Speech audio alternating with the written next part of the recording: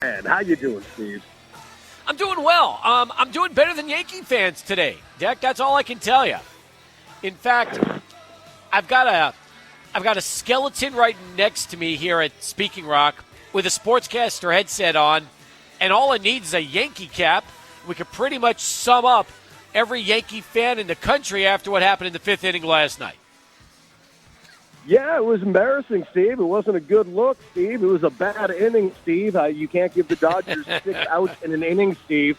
And also, Steve, the Yankees were never winning this World Series. I love how I'm in New York City right now. I am literally overlooking Midtown Manhattan as we speak, and it's just a sea of delusional people that thought they had a chance in hell walking home with a ring this year because there was no chance they were getting by anybody in the National League. The National League this year was a far superior league. I firmly believed that the Padres were going to go to the World Series. I thought they were going to beat the Dodgers. Once it got to Game 5, that is when I kind of flipped my thought process on that because I did not think they were going to beat Yamamoto. But if they went to a 7-game series, I thought the Padres were going to go to the World Series. Honestly, whoever won that series, I thought was going to win it all. It ended up being the Dodgers, and it wasn't even a contest, Steve. The marks of a great team is simply this. Do you take advantage of mistakes? The Yankees make mistakes. The Dodgers took advantage of every single one of them. The biggest comeback in Major League Baseball history when it comes to a World Series after the fifth inning, 5 down, nothing. Incredible. The walk-off home grand slam in Game 1, incredible. Yeah, I think there were some missteps by Boone. He should not have pulled Garrett Cole in Game 1 the way he did. But yesterday, there was 3 absurd, almost in sequence plays that all should have been out. Now, I'll give Volpe a little bit of credit. That was a tough play to make. Okay, he's off, but, man, that's a routine ground ball to first base. There is no universe where Mookie that shouldn't have been out. And once that happened, I started laughing, and I said, here we go. Here we go. It's happening. It is, and it happened. And that was the fastest 5-run evaporation you're ever going to see in World Series history. And what's amazing to me is it was the trifecta of plays. And you could say, some were physical errors, some were mental errors. Look, you played the game at the highest level, so you know. We'll start with Aaron Judge, okay? Ball hits him in the glove, he drops it. It's his first error of the season.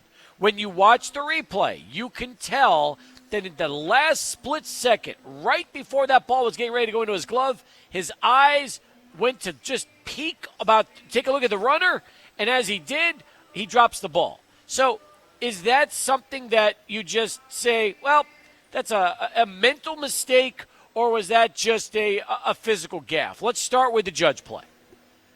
I would say it's both, because here's the worst part about that Judge play. The guy was having his first good game of all of the postseason.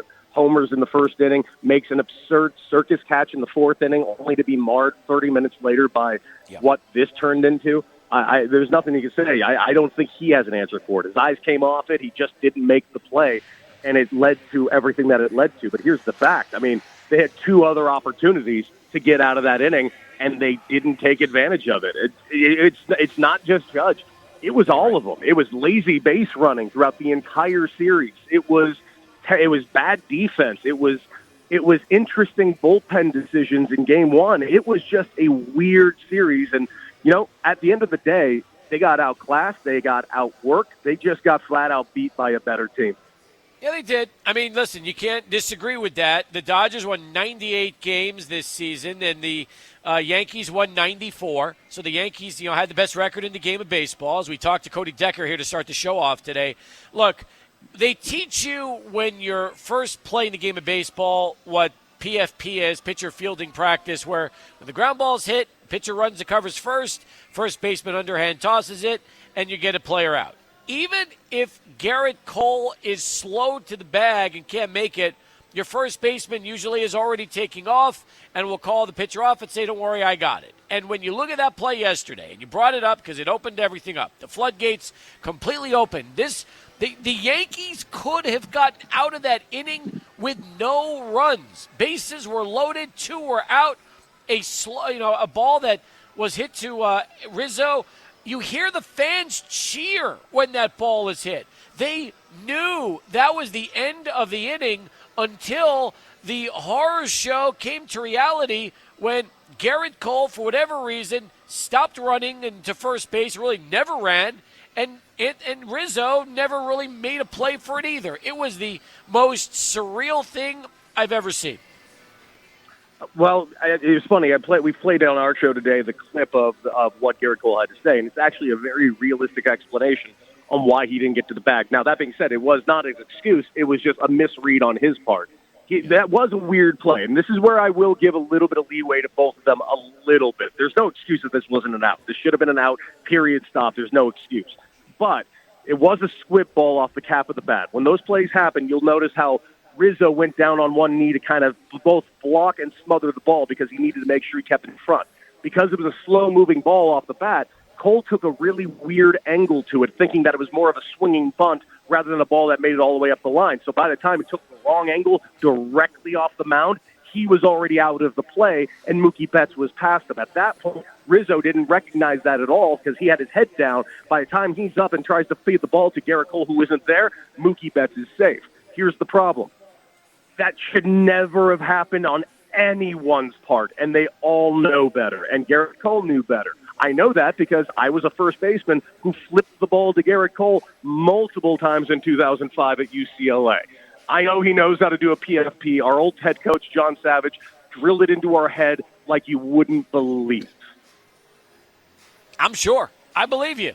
Cody Decker with us here on Sports Talk as we continue. Again, he hosts Beadle and Decker with Michelle Beadle weekday afternoons from 10 a.m. to 1 p.m. on Sirius XM Radio, Mad Dog Radio, Channel 82. Longtime El Pasoan, former Chihuahua resident, former house guest of yours truly. So, yes, I know we can never not remind our listeners about all that stuff, Deck. That's for sure. We were roommates, Steve. We were roommates. Yeah, that's exactly. We drank tequila together. I mean, I can't say that about everybody besides you, so I really can't. All right. So I said this, and I stand behind this as far as, how I will look at the end of this series if you're a Dodger fan, okay? Because to me, it's about as satisfying a clinching win as a Dodger fan will ever see in their lifetime. And that's because of the opponent, the ballpark, and also the circumstances surrounding the comeback. And this is a franchise that won in 2020 when they couldn't celebrate with a parade during COVID. They won in 81. They had of course, Gibby beating the Oakland A's in 88. And then you beat the Yankees last in 1981 with Fernando Mania and Fernando Valenzuela. So, look, for a Dodger franchise that is one of the most popular in all of baseball, doing it the way they did against that team in that ballpark, that is, for most Dodger fans, what you would dream of in a lifetime. Absolutely. And here's another thing that I think a lot of people get lost in the shuffle, because you mentioned the records. Dodger has 98 wins.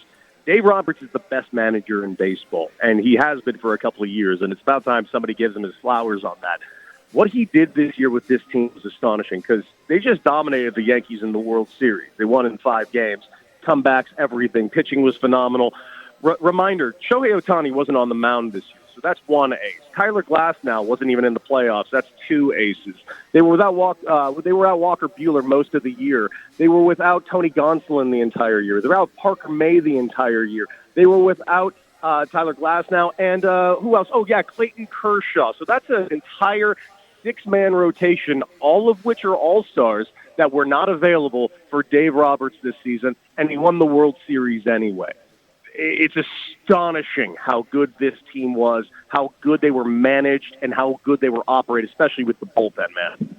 No, you're right. And considering they lost 5 starting pitchers due to injury, it's nothing short of phenomenal. I mean, look, Walker Buehler was getting destroyed at Southwest University Park a couple of months ago because he couldn't find the plate, and he was just awful against the Chihuahuas trying to work his way back. He comes back, gets beat around a little bit, and then settles into his groove, blanks the Mets, kills the Yankees the first time around, and then gets the last inning of the World Series. It's an amazing story. It's one of many amazing stories that happened to this Dodgers team this year.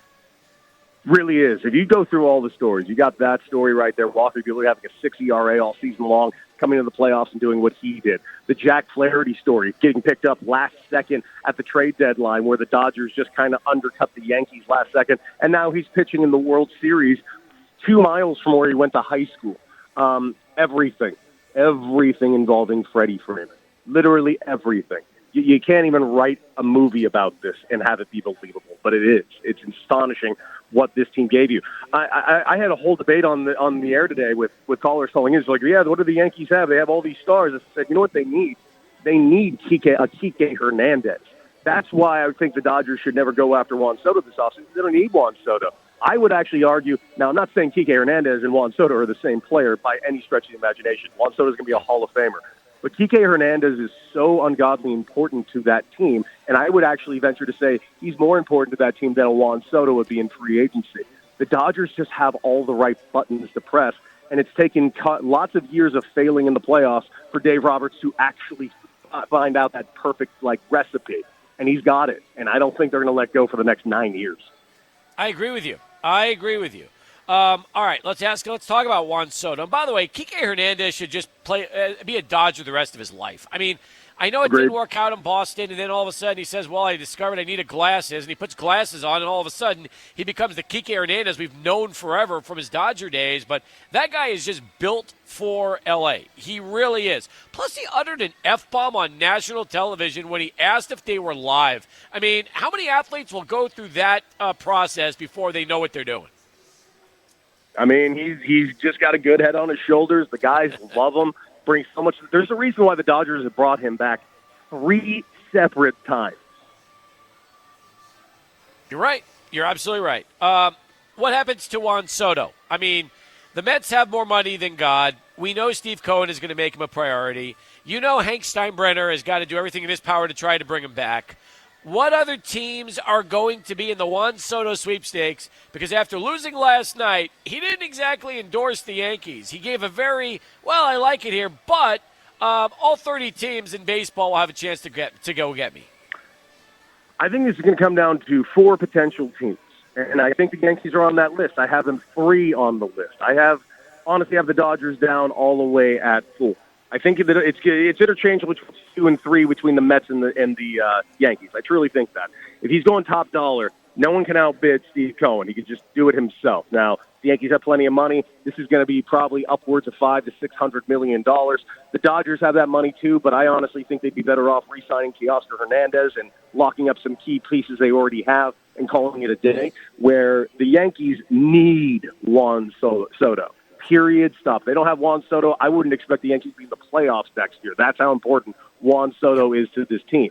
That being said, I think he's going to be a San Francisco Giant, Steve. I truly think that. The Giants have been embarrassed 2 separate times in free agency after losing out on the Carlos Correa deal, after it was already agreed to and public. And, of course, who can ever forget Giants legend Arson Judge?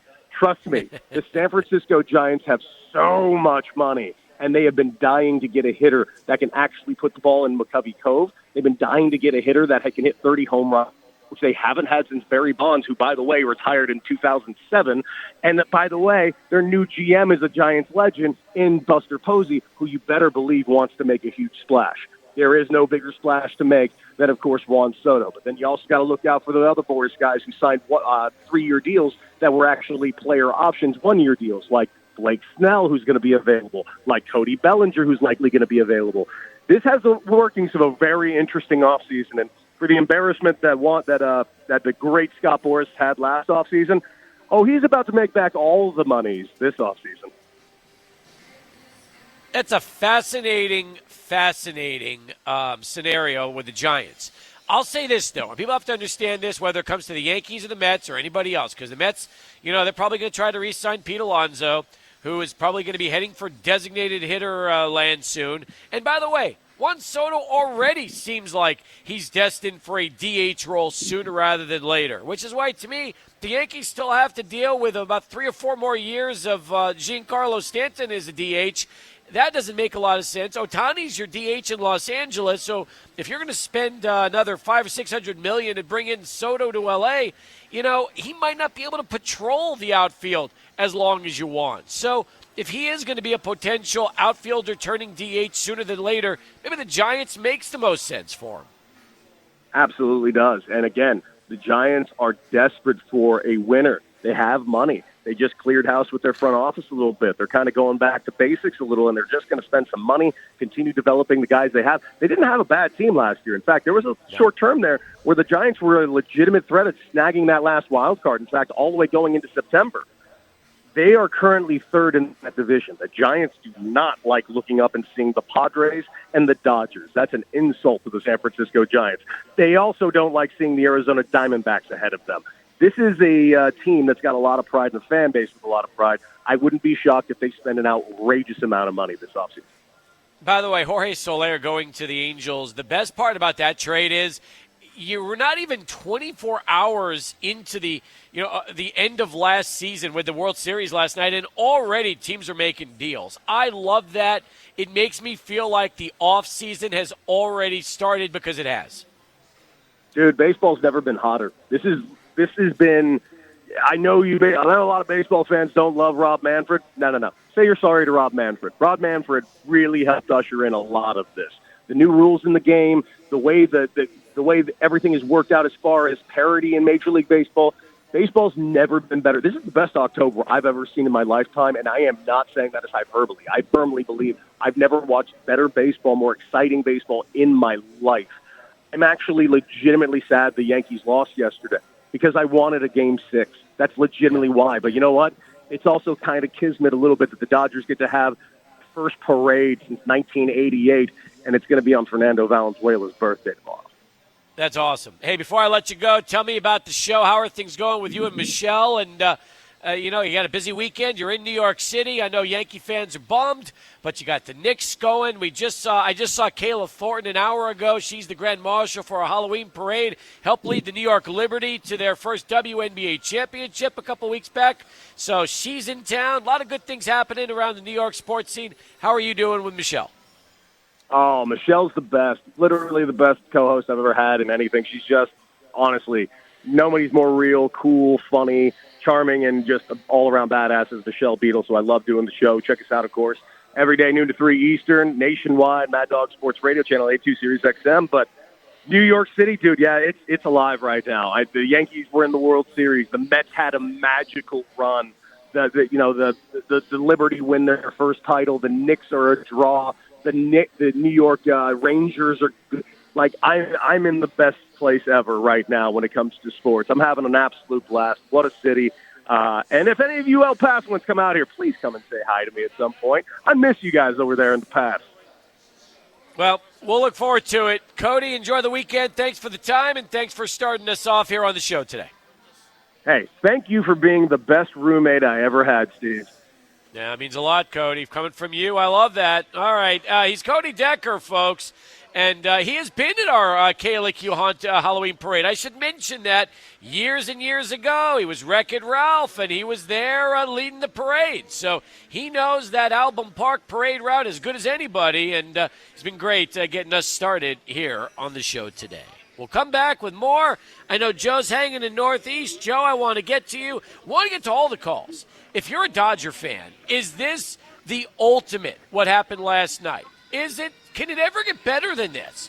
And if you're a Yankee fan, what do you do after this loss last night? 505-6009. We're coming to you live from Speaking Rock as we get going. Here's Charlie One with traffic. Even the Paso Metroplex, we have a few trouble spots already. Gateway North at Sean Haggerty, they have not cleared up this crash. Now, here I see a lot of backup. You're bumper to bumper right there. Gateway North at Sean Haggerty with the left lane closed has the backup for about a mile there. So keep that in mind. Backs up to Sun Valley, so caution in that area. Then also we have Border Highway East to US 54 North, the right lane closed, ramp closed. There's backup there. Also Border Highway East to San Marcel, right 2 lanes closed.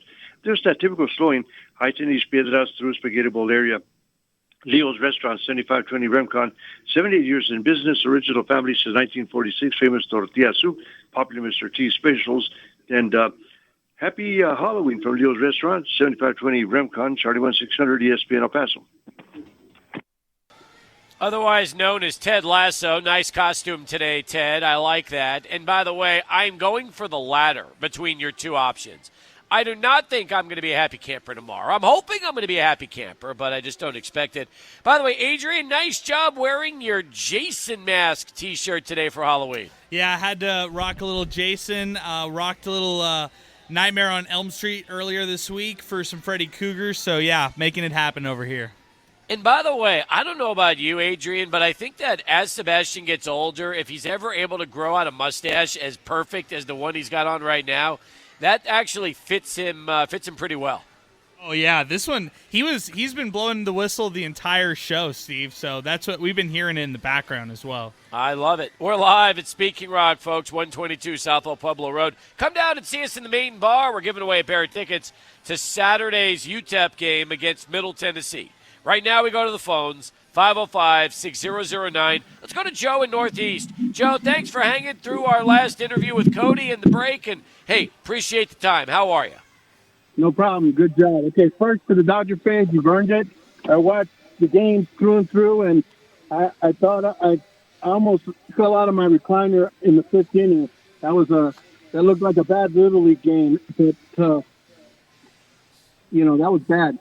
And let me make a quick comment. You could tell that Austin Wells is a rookie because any good catcher would have gone out there, maybe after Volpe's play, and would have just told everybody, "Hey, let's take a deep breath. It's going to be okay. Let's regroup." But it was just like a bad nightmare that they couldn't get out of. And then of course the catcher's interference. When does that happen? But I'm gonna play Brian Cashman here real quick. Soto's not going to resign. Sign Bellinger. You get him cheaper. Move. Get Dominguez in right field. Play Aaron Judge at first. Because of his legs. And if they don't sign Giebler, put that Osvaldo kid, and then they'll be okay and get a pitcher. That's it. Hey, Dodgers, you deserve the win. All right, I like that. I like how you just went ahead and explained the whole Yankee offseason to me, Joe. That's a good way to do it. Where's Soto going? That's what I want to know. Where is Juan Soto going to go? I have no idea. With the money they're throwing in.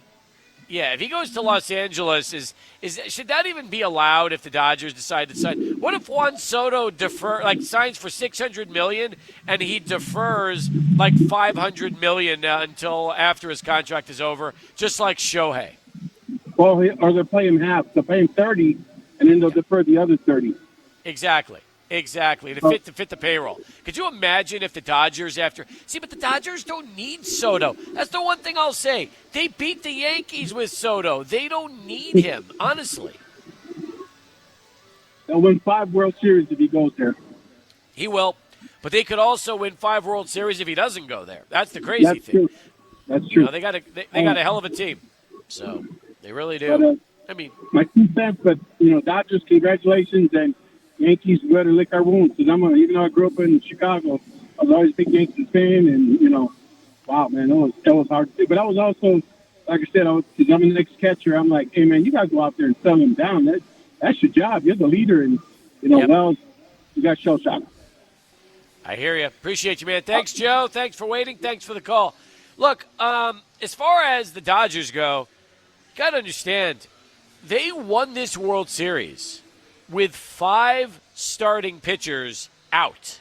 That's even more remarkable. I mean, think about that. Shohei Ohtani is 1.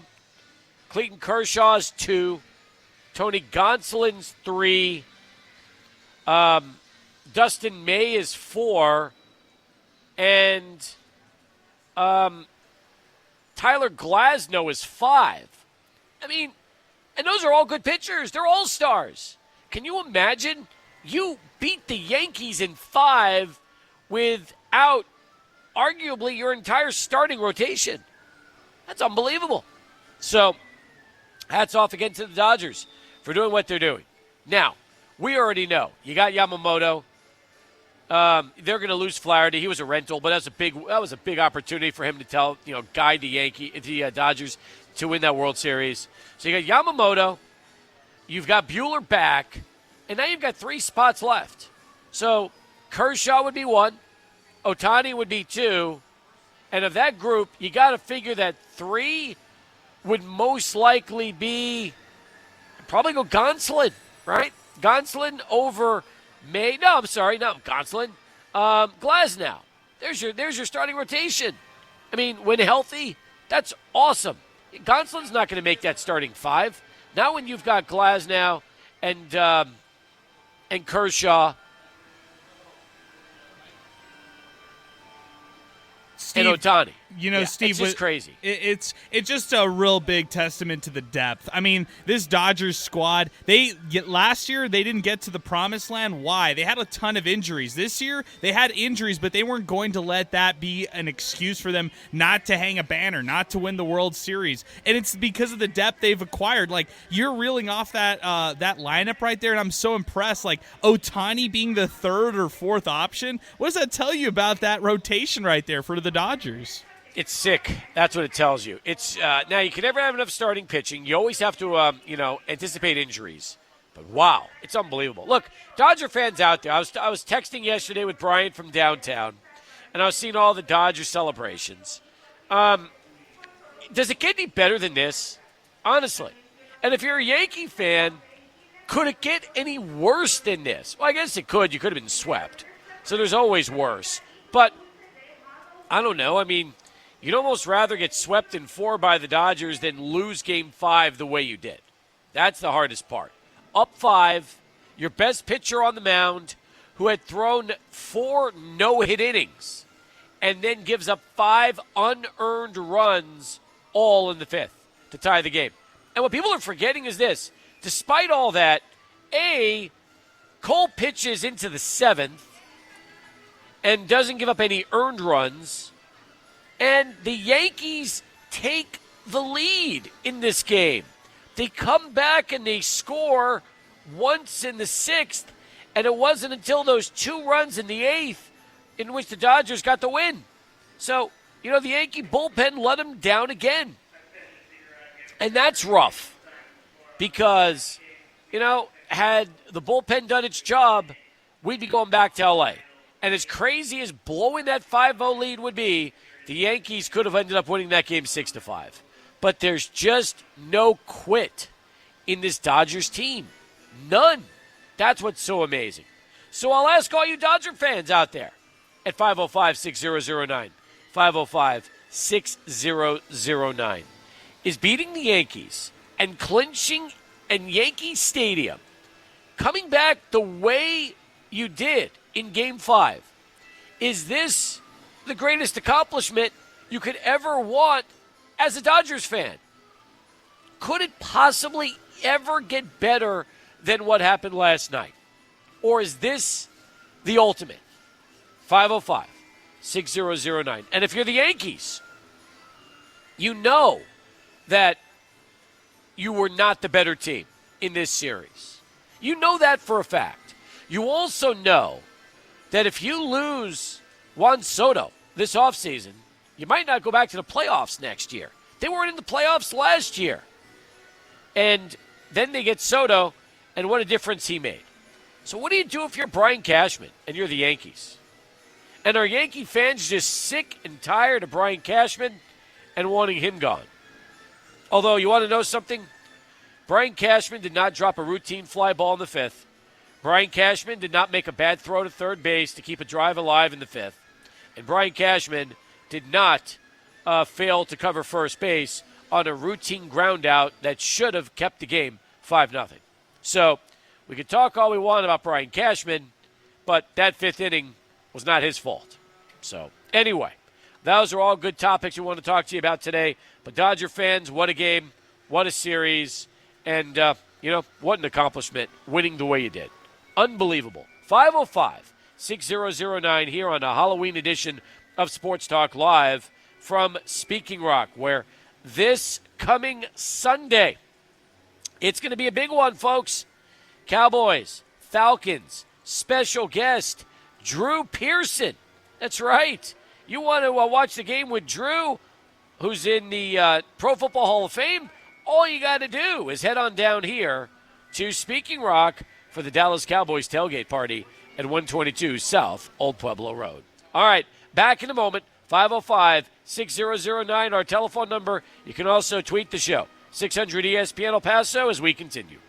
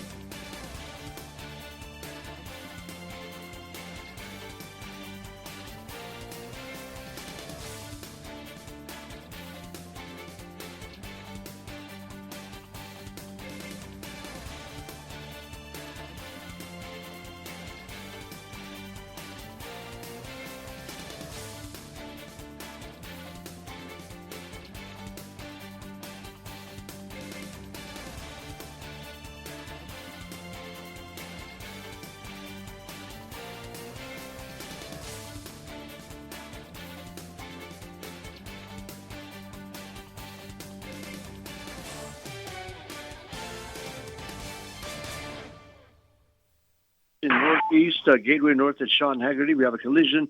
It's blocking the left lane, but there's a lot of backup here. You're in single file there, stretches back for about a mile. You're really caught up there, Gateway North at Sean Haggerty with that crash. On the east side, Zaragoza and New World, we have a crash. PD not there yet. They're on the way. Also, Pelicano and Peter Cooper. PD will be working that crash, Pelicano and Peter Cooper. Where we tapping the brakes, 7 the brake sites in East Piedras through that Spaghetti Bowl area. Also, Border Highway East to US 54 North with the right lane closed, ramp closed, a little bit of that backup right there. Leo's Restaurant, 7520 Remcon, 78 years in business, original family since 1946, the famous tortilla soup. Tuesday through Sunday, that's tonight from 11 to 8. Popular Mr. T specials. Drive safely, especially tonight when those kiddos are going to be out there trick-or-treating. And happy Halloween from Leo's Restaurant, 7520 Remcon, Charlie 1600 ESPN El Paso.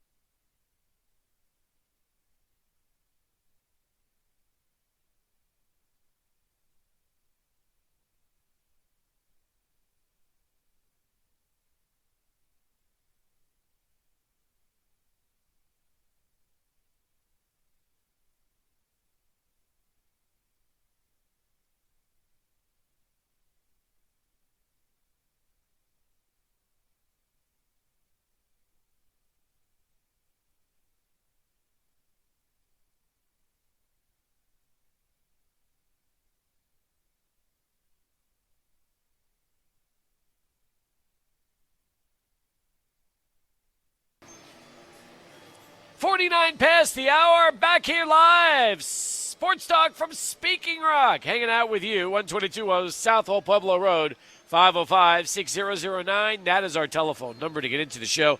We got 2 calls to get to. First, Gator Richard weighs in on the show. Hey, what's going on? Go Gators. They're playing this weekend. Gators are playing this weekend.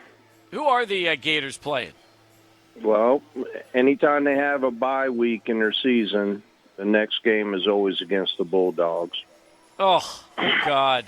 Yeah, well, what can you do? Well, they call it a rivalry game for a reason. I think the Gators going to pull it off this year.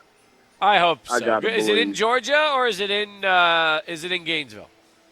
Steve, it's played in a neutral location just like Oklahoma, Texas. Oh, okay. Every year. By the way, Gator Bowl's in Jacksonville, Florida. Oh, yeah, well, listen, I mean, for your sake, I hope they keep it respectable. And, one thing I'll say about Florida is even the games they've been losing against the really good teams, they've been close. Like, they haven't really gotten blown out much this year, have they?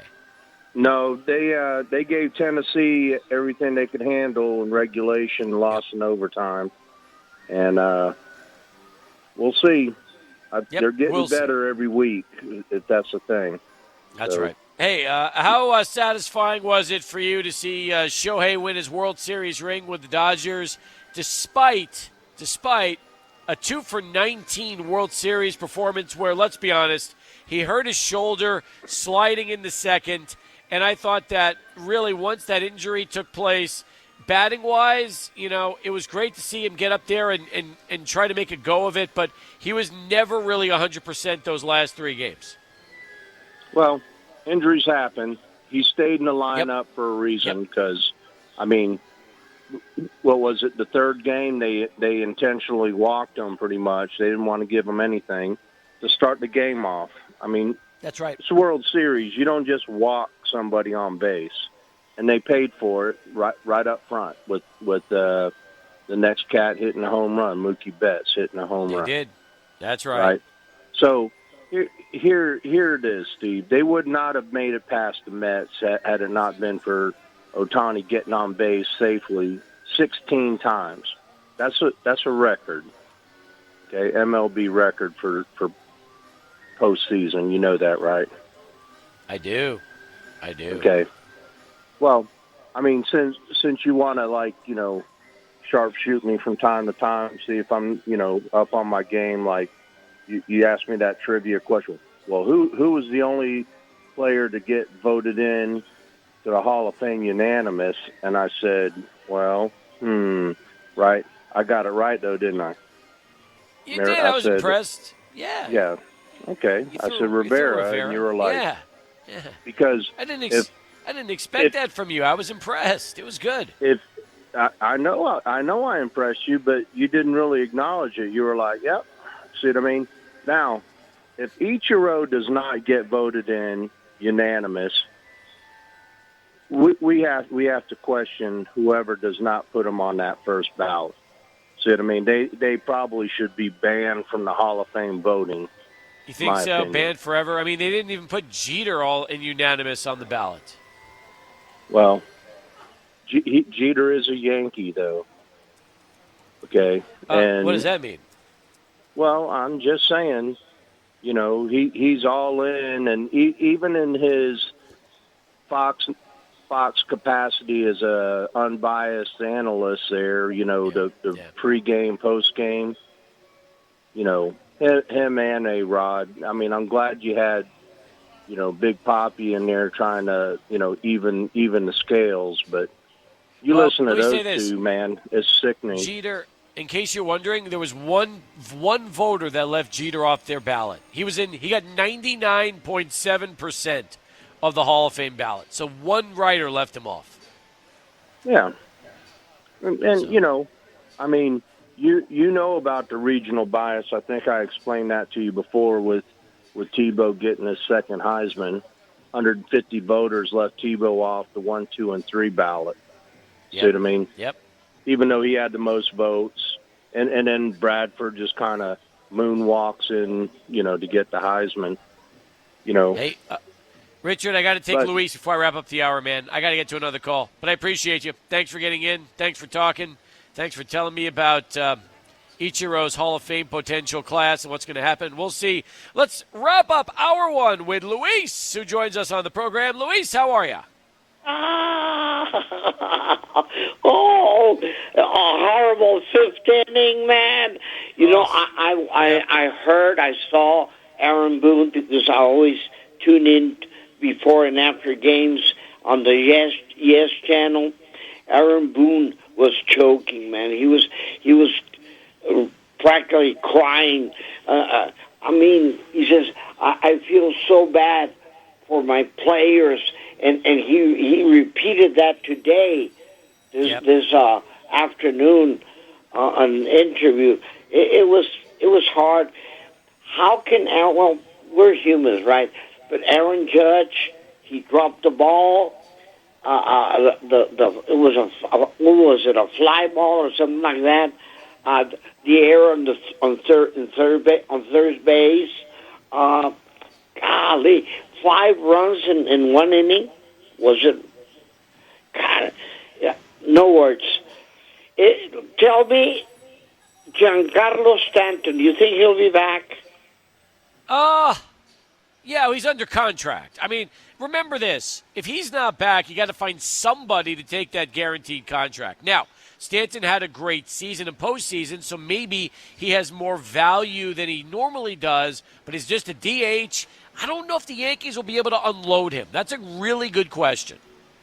You know who won't be back? Anthony Rizzo. Rizzo. Yeah, I don't. Look, I got to see all the contracts the Yankees have and who are potential free agents. That's another good point to look at right now and see when these potential free agents for all the Yankees. I'll give you the list after when we start the second hour of the show. How about that? By saying, look, Weaver, fantastic, but they just couldn't deliver, man. It wasn't the day, whatever. But I'm still a Yankee fan. I'm very proud, and I wish you a happy Halloween. I'm wearing my Pennywise mask. Nice.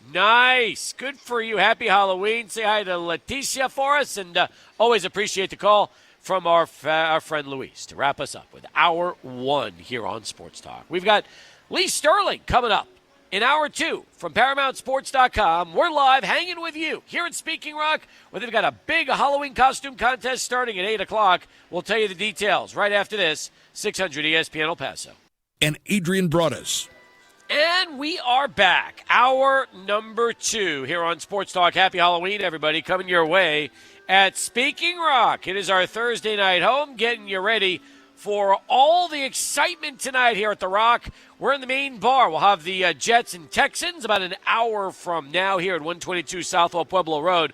You can enjoy drinks, food, and fun entertainment 24 hours a day, 7 days a week. I mentioned not just the Thursday night football game, but also there is going to be a very special Halloween costume contest. 3 categories for best costume: men, couple or group, and women. The men's start at 8, the couple or group starts at 9, and the women's contest starts at 10 p.m. Now, the costume must qualify by management to compete, but you can win all the way up to $1,000 in free play just to be part of the Halloween costume contest happening here at Speaking Rock. All right, with that, let's jump back out to our 600 ESPN El Paso Longhorn Distributing Hotline. And yes, the hotline has been busy today. In fact, Cody Decker started the show off on the Longhorn Distributing Hotline. Now, from ParamountSports.com, the one and only Lee Sterling, who joins us here. Happy Halloween. Lee, are they ringing the doorbell right now during your segment? How is that going to work? Well, I'm at the office, and I am headed home as soon as the segment's over. So, oh, good. It's not like it used to be. It used to be great. We used to have probably 100, 125 kids. We get maybe 15 to 25 kids now. There's an area within a mile of our house where they have like a safe streets, 2 full blocks cordoned off. They've got policemen on the corner to make it safe. So I wish they would switch to our neighborhood. I miss having all the kids come by because, trust me, I have some really good candy. I got full-size candy bars. What are your top three? I want to hear first. Both you guys. Okay, now are we talking top three to give out chocolate candy or top bars. Chocolate three candy or top? Bars. Are we talking top three to get or top three to give out? What are we talking about? So candy bars? Candy bars. All right, I think chocolate. Chocolate. Well, listen, you can never go wrong with a Kit Kat. That's in my top three. M&M's has always been the OG for me personally. And if I had to go, let me think. M&M's,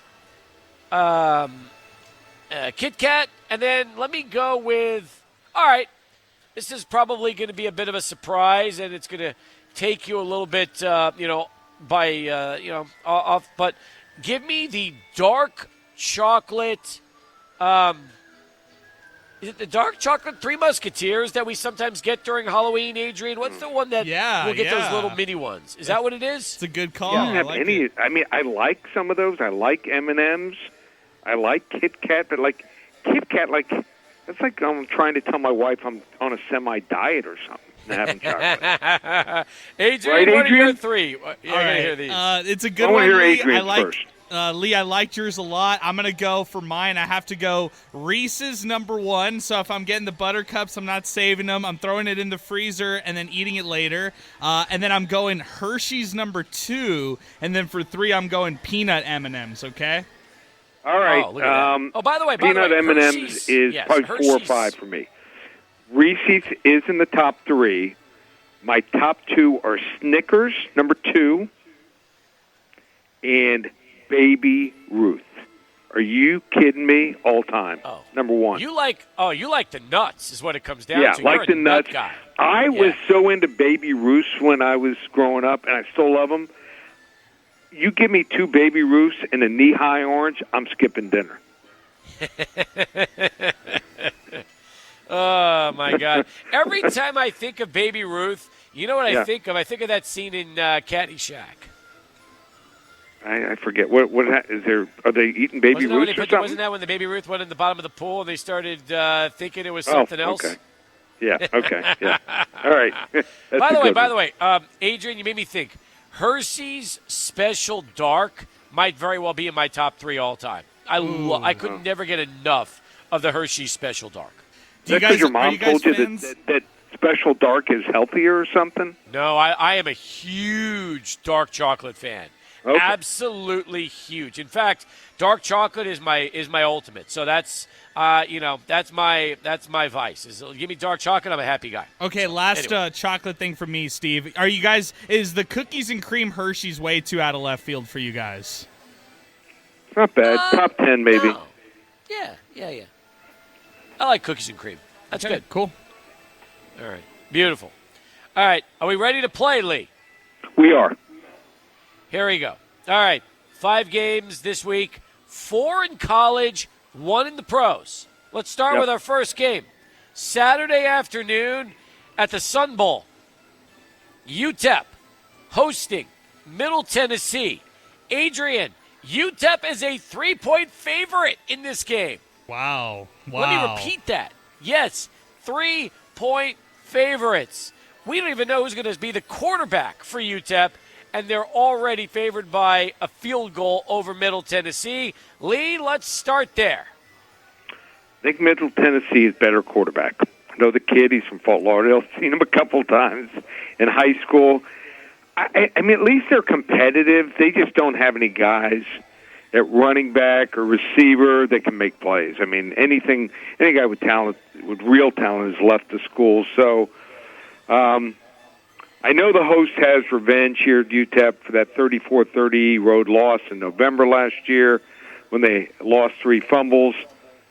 Just the problem here is they've topped out at 372 total yards. In Middle Tennessee, I think they're probably the right side here, 27-23. By the way, Raiders. if UTEP goes with J.P. Pickles as their starting quarterback, He played his high school ball in Tallahassee. Okay. That's like 9 hours away from me. Oh, yeah, so that doesn't impress you. Okay. Well, No. I had to. Fort Lauderdale's less than an hour. Oh, my God. They don't play football in Tallahassee. Nothing in Tallahassee's good. Nothing? All right. Nothing.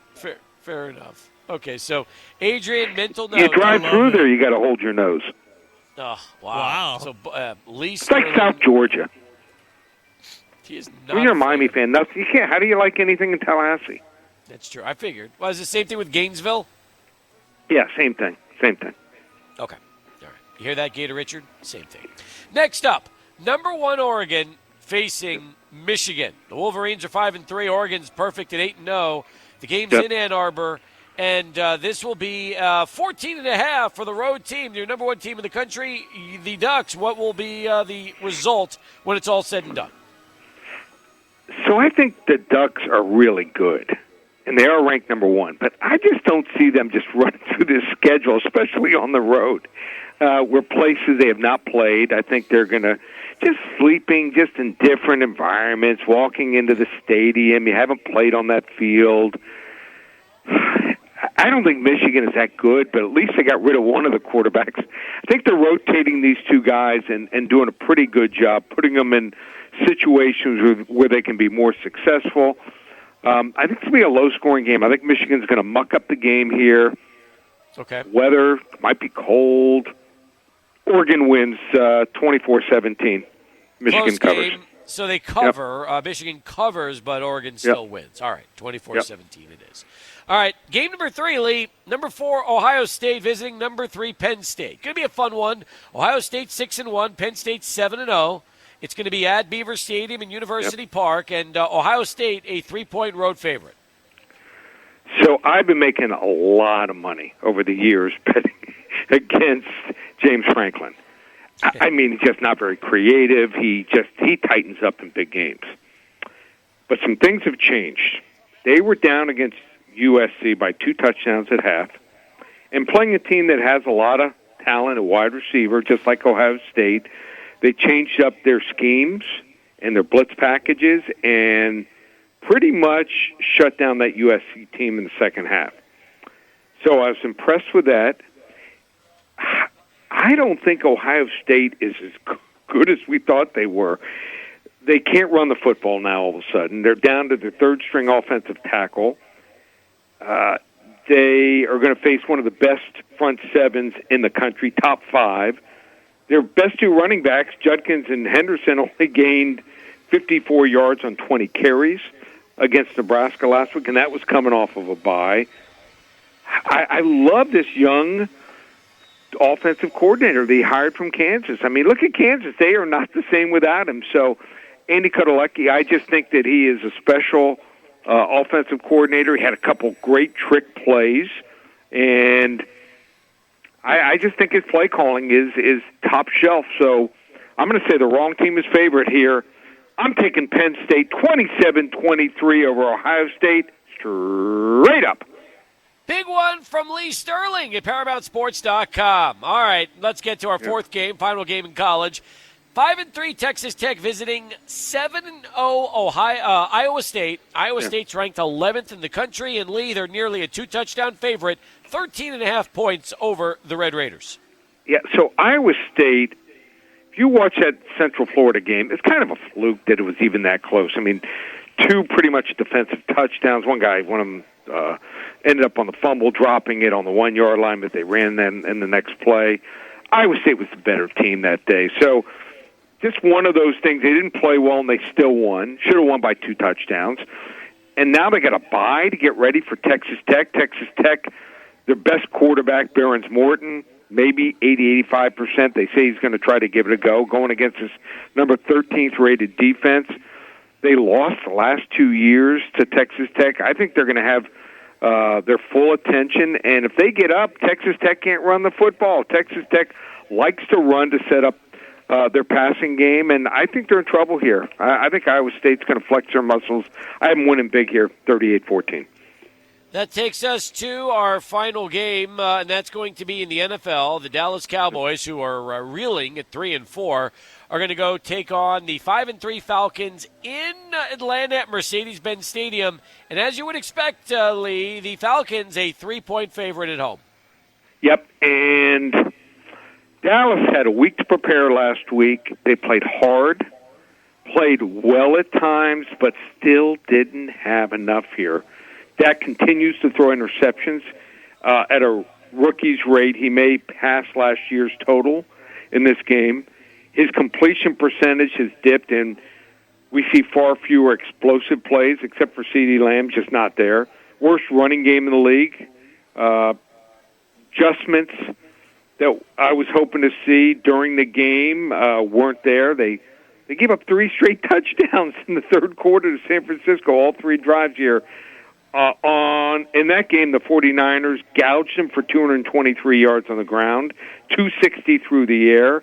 Now they got to face Atlanta with Bijan Robinson and Tyler Algier, maybe the best 1-2 punch in the NFL running back, and Kirk Cousins really has come on in the last 4 games, 10 touchdowns, 3 interceptions, and the Falcons' defense allows second fewest yards per play. And they're just average against the run. They don't have to worry about the run here. Atlanta, 31-24 over Dallas. Oh, my God. Do you realize if that happens, what this city's going to Cowboy fans all over. They might as well just fire Mike McCarthy now and just get it over with, right? Fire him, after that, I think Jerry Jones needs to start thinking about selling the team. I know he won't, but he's the problem.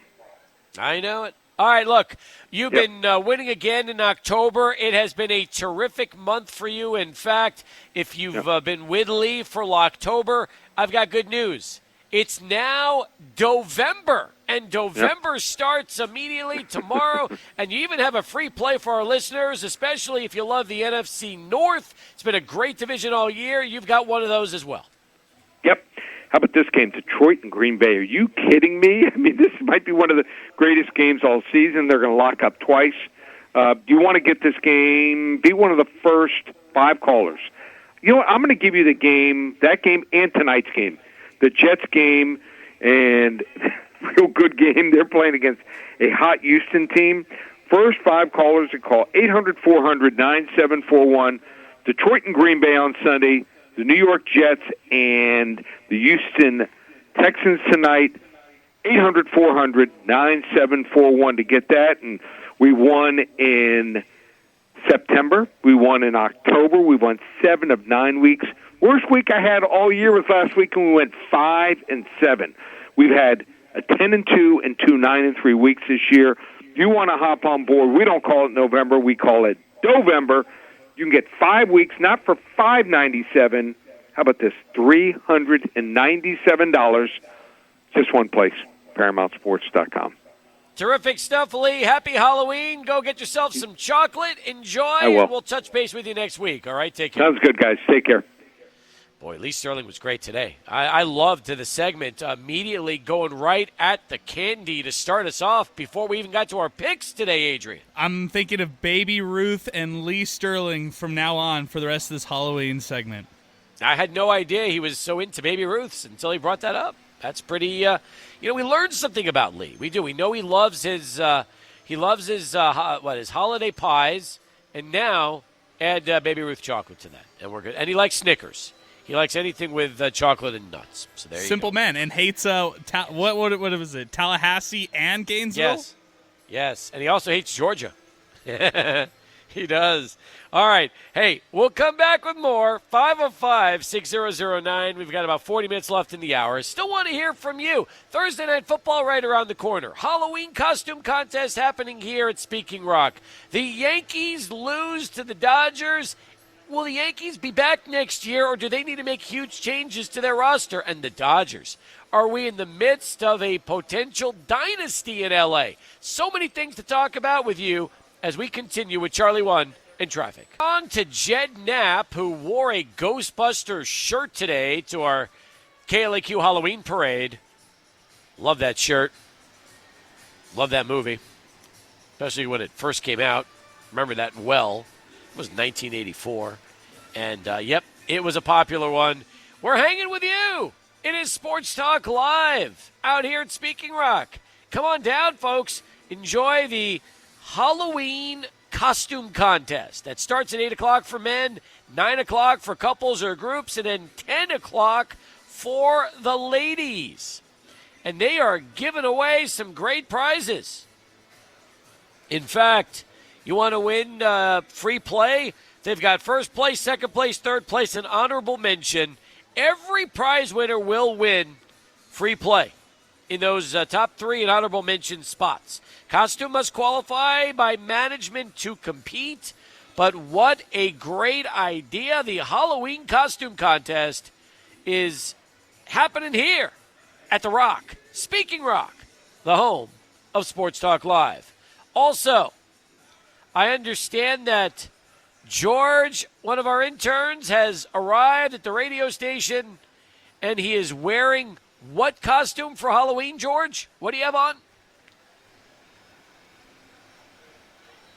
Hey, Steve. I'm actually Aaron Boone today. Well, that's a pretty good costume. Yeah, I'm going to give you a bunch of, some rah-rah talk, but not give you any results. And my team is going to make it to the World Series in spite of me. And on the biggest stage, we're going to have the biggest meltdown in World Series history. So, yeah, go ahead and give me another contract extension. Was this, in your opinion, have you ever experienced anything like this in your life as far as teams you root for, or does this have a place that probably will never be topped in your lifetime? It's eerily similar to my Mavericks collapse in the NBA Finals this year, but this tops it, and I don't think it'll ever be topped. And I witnessed the 2004 Red Sox run 4 straight on us after we went 3-0. I think this is somehow worse just because it's the World Series. So, yeah, man, it's a good time right now. I hear you. Enrique Ortiz got in on the show earlier and said, what a World Series. I called it, kind of. I backed out on my original comment in 5, but I knew L.A. had it in them, Cap. What is the biggest story of the series? The Dodgers winning in dramatic fashion, the Grand Slam heard around the world, or the Yankees meltdown? That's a really interesting question. All right. Let's ask the brain trust before I weigh in here at 29 past the hour. George, since we just had you on a moment ago, what do you think the story of this series was? I mean, for me, it's got to be the Yankees meltdown. Aaron Boone marched Nestor Cortez to his doom in Game 1. We talked about it yesterday. It could be a completely different series if he just puts in Tim Hill against. At that point, Ohtani hadn't been injured yet, but he wasn't really doing much anyways in as far as like doing damage in the World Series. I know it was Game 1. For me, it's the meltdown. The biggest comeback in World Series history, yeah. What about you, Sebastian, a.k.a. Ted Lasso, with your Halloween costume? What do you think the story of the series was? I think it's the Yankees not knowing how to hit a baseball. Game 1, they were all right. They were leading for some time. After that, Freddie Freeman throws a grand slam, and they never come back. Game 2, it's Soto doing all the work. The Yankees get a couple hits from the bottom of the batting order from Stanton, but it was too late for that. Game 3, a meltdown. Game 4, they get it together. Game 5 as well, but you need a bat. You need to be having hits. Aaron Judge did nothing until yesterday. And even then, we still lost. Where did the skill go? The Yankees couldn't hit. It's as simple as that. And teams that can't hit shouldn't be going as far. The Yankees were lucky that the AL didn't punish them, but they were embarrassed on a world stage yesterday. Adrian, your turn. I'll take the different one. I'm going Dodgers because if the Dodgers lose this one, guys, we're all coming here today, or we're coming after a Game 7, 6, whatever you want to say, and saying, well, they assembled a team with this high of a payroll and they didn't accomplish the biggest thing out there in winning the World Series. What happened? I mean, you could also say that, hey, if this Dodgers team right here, are they one of the more dominant teams that we've seen in recent memory? Really, the only team that gave them a really good scare here in the postseason, you could argue, was the Padres and how they played them in that first best-of-5 series.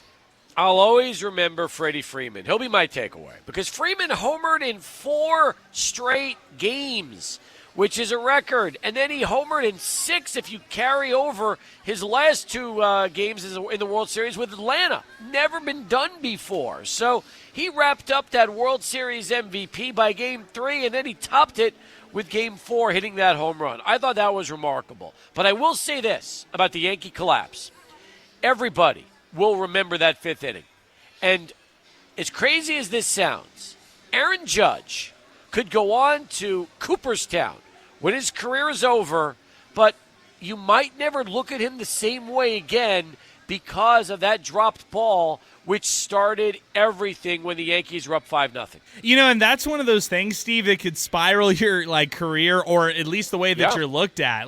He could come back and be flat. He could come back and be hated or just be kind of looked down upon because of the mistake. And that's just the reality that he's going to have to live with. That's why it was so special. The World Series is so special. You get these moments, these big-level moments at the biggest stages there are. And if you fall flat, well, especially in your home crowd, it's going to be hard to forgive you.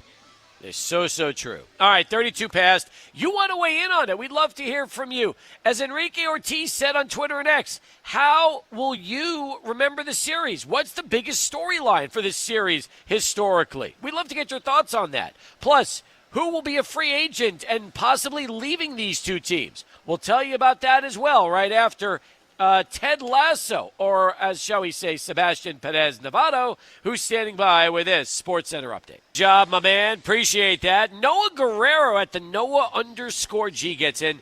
It would be a disservice to the Dodgers, he writes on Twitter and X, to say Aaron Boone is the reason the Yankees lost this series. LA has by far been the best team this playoffs, from shutting out the Padres for 2 straight games to shutting down the Mets Magic. Just too good. He's right. He is right. Top to bottom, this Dodgers team has been absolutely terrific. So, how many of these Dodgers are going to be gone after the season? Well, let's analyze their free agents for a minute, okay? We'll start with players that have either club or player options. Now, the Dodgers have a club option on Austin Barnes. I could see them re-signing him for cheap or letting him walk and trying somebody else to catcher. Maybe they give one of their youngsters the opportunity to play behind Will Smith. They got a couple of good young catchers in the system. Also, Clayton Kershaw has a player option, but you got to figure Clayton Kershaw is going to come back a Dodger and exercise that option. And then you got Miguel Rojas, who has a club option. And, again, I can see the Dodgers moving on from Rojas. Free agents. These are your unrestricted free agents who could go anywhere.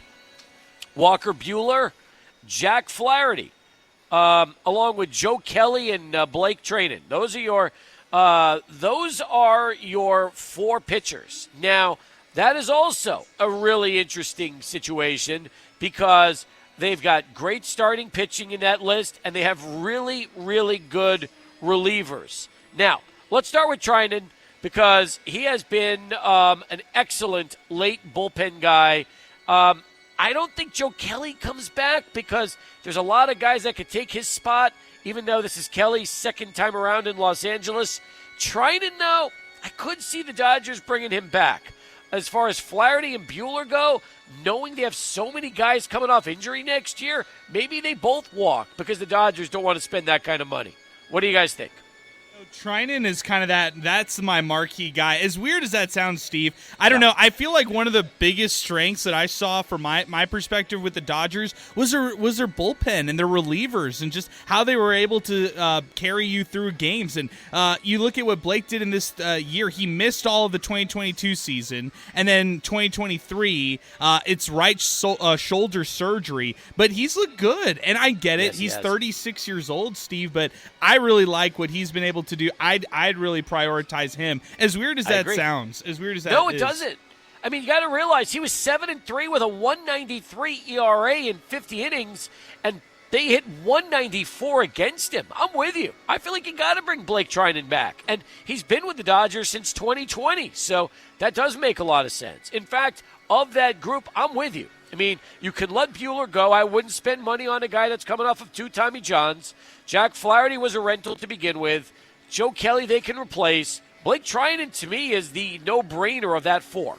Now, what about this? Kike Hernandez and Teoscar Hernandez.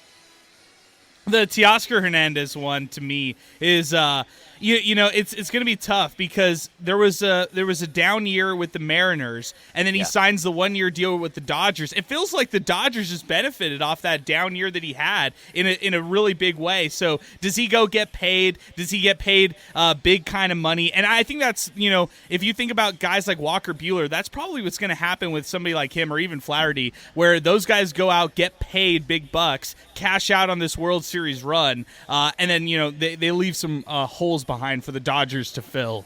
Well, and the Dodgers go get another Teoscar Hernandez, right? Because they could do that. I mean, look, what did he do this year? Well, he hit 33 home runs and drove in 99 and batted .272. And you're right, he's going to cost a lot of money, and he's 32 years of age. So as much as I think Mr. Seeds would be great to stay in Los Angeles, they probably let Teoscar walk. I could see them bringing Kike back, though. Kike Hernandez fits the Dodgers to a T.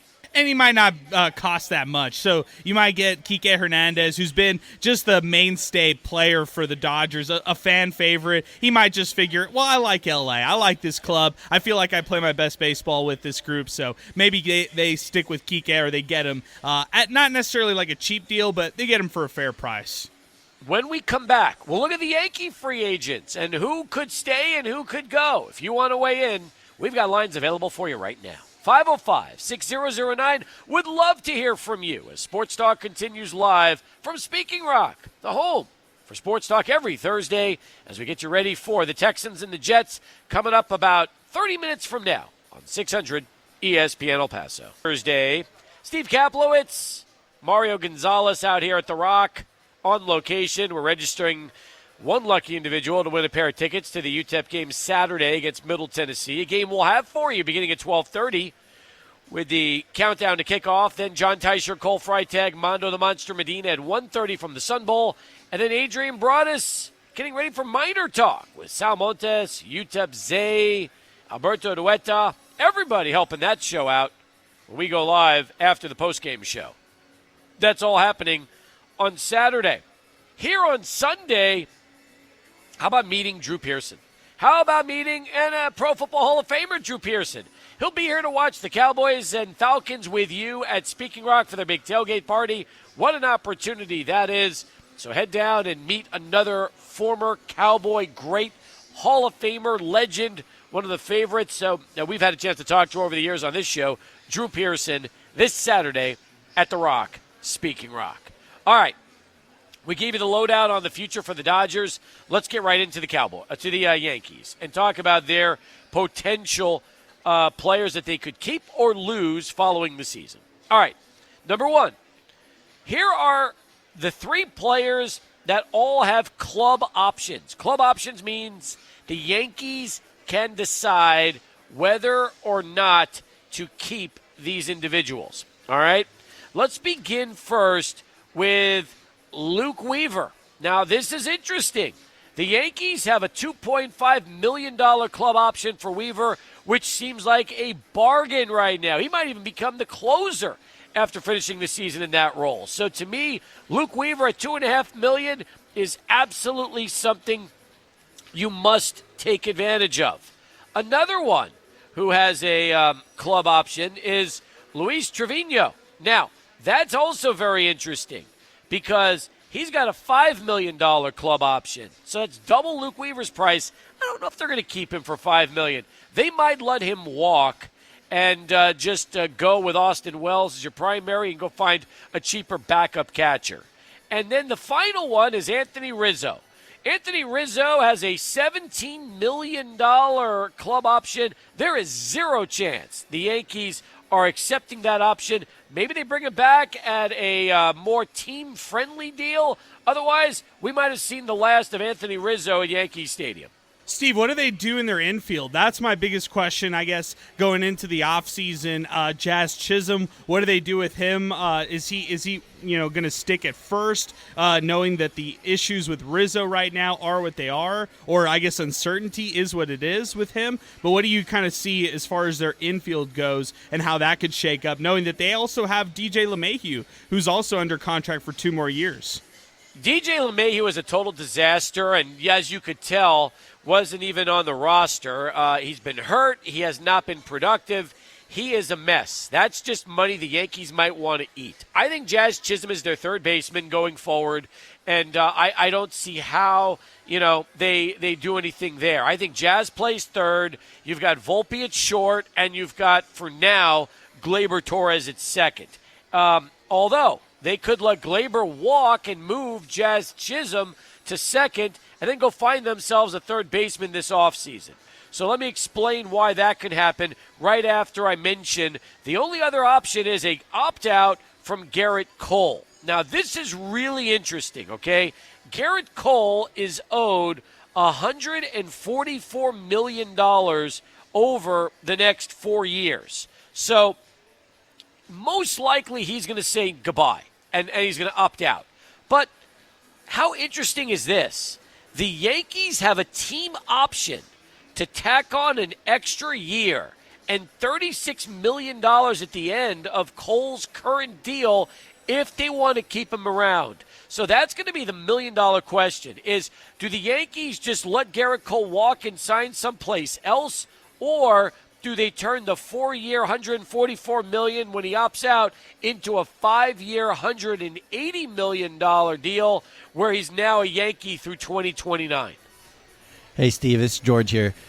Just a little bit of an opinion on that. Yeah, I agree with you. I think that he opts out and the Yankees make him essentially a Yankee. Well, not for life, but he retires a Yankee. And pretty close. Yeah, the reason I say that is because he's one of the few guys that actually has fight on the team, and I don't think that he's going to let that 5-run error-filled inning be his legacy. And I'm with you. So look at the rest of this. Now, here are the free agents. Left-handed pitcher Tim Hill, right-handed pitcher Clay Holmes, right-handed pitcher Tommy Kahnle, right-handed pitcher Jonathan Loaisiga. You've got Juan Soto, Gleyber Torres, Alex Verdugo. Of that group, I know they're going to want to re-sign Juan Soto, but I don't see them bringing back Gleyber Torres. I definitely don't see them bringing back Alex Verdugo. And as far as the 4 pitchers go, I don't know. Do you bring back Kahnle of that group? Do you let them all walk? I don't think Clay Holmes comes back after his troubles as closer. I mean, the Yankees have potentially 7 free agents they could lose, including Soto. It's crazy, Steve. It's kind of interesting to hear it all played out that way. I wonder if this season will kind of leave one of those bad tastes in some of these players' mouths to where they don't want to come back, or if they will elect to return to the squad and try to run it back, feeling like there's unfinished business left. Tons of decisions for Brian Cashman and Hank Steinbrenner. We know that. All right, 2 hours down. We're going to come back, and we're going to get you ready for a little Thursday night football. It's coming up out here at Speakin' Rockin' on 600 ESPN El Paso. Jets and Texans about 20 minutes away. We'll have the kickoff for you coming up in a few.